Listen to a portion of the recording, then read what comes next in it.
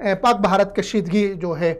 اس میں پاکستان کا جو کردار رہا ہے، جو رول رہا ہے سفارتی سطح پر، اخلاقی سطح پر، اور پاکستان نے جس طرح کا ایک کردار پلے کیا ہے امن کے لیے، اس کے لیے تو ظاہر ہے انڈیا کے اندر سے بھی آوازیں اٹھ رہی ہیں۔ ان کے سابق چیف جسٹس نے کہا کہ جی پاکستان نے امن کے لیے بہت کیا ہے، وزیر اعظم کی تعریف کی۔ اسی طرح انڈیا کے اندر سے جو ان کے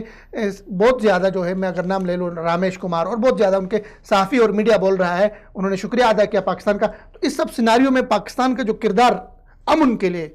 ایک پاگل جو ہندوستان میں بیٹھا ہوا ہے اس کی خواہش پہ جنگ کی بجائے اس اربوں لوگوں کے امن کے لیے، ان کے خون کو بچانے کے لیے، ان کے زندگیوں کو بچانے کے لیے پاکستان نے جو سٹینڈ لیا ہے، اس کو عالمی سطح پر کیسے دیکھا جا رہا ہے؟ آپ کیا کہیں گے اس پہ؟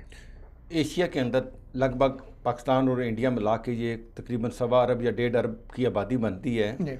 تو یہ 14 فروری کو جو پلوامہ میں جو ایک خود ساختہ جو بھارت نے یہ جو بم بلاسٹ کروایا تھا،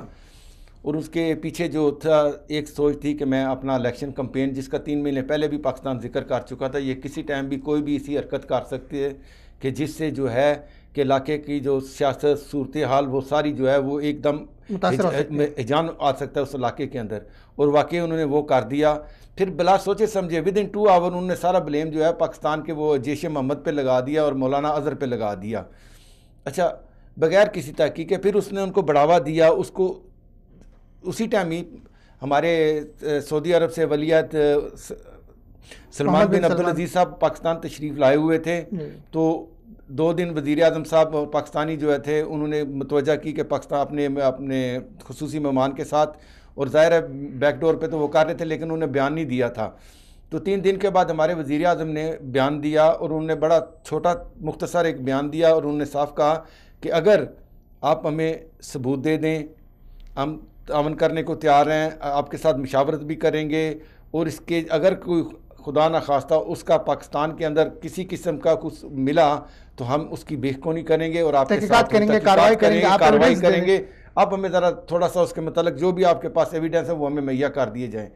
تو ظاہر ہے اس طرح کا جو امن کا پیغام دینا تھا وہ انہوں نے دے دیا۔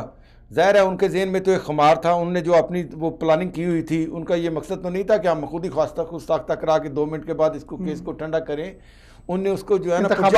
انتخاب پہ تھا، ان کا 2 موضوع تھا، ایک تو کشمیر کی توجہ ہٹانی، دوسرا پاکستان کو دہشت گردی کے زمرے میں بتانا کہ جی یہاں پہ ابھی بھی دہشت گردی ہو رہی ہے، دہشت گردی تنظیموں کو یہ سپورٹ کر رہے ہیں اور اس کو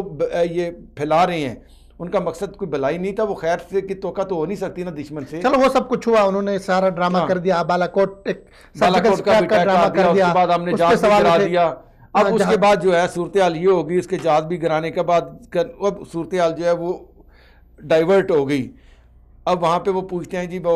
اب تو امریکن سیٹلائٹ نے بتا دیا، دوسرے نے بتا دیا کہ جہاں پہ وہ گئے تھے انہوں نے وہ 4 درخت 4 کھڈے اور 1 کوا مارا تھا۔ انہوں نے کہا جی کو تو انہوں نے کہا دیا کہ ہم نے 350 بندے وہاں پہ مار دیے تھے۔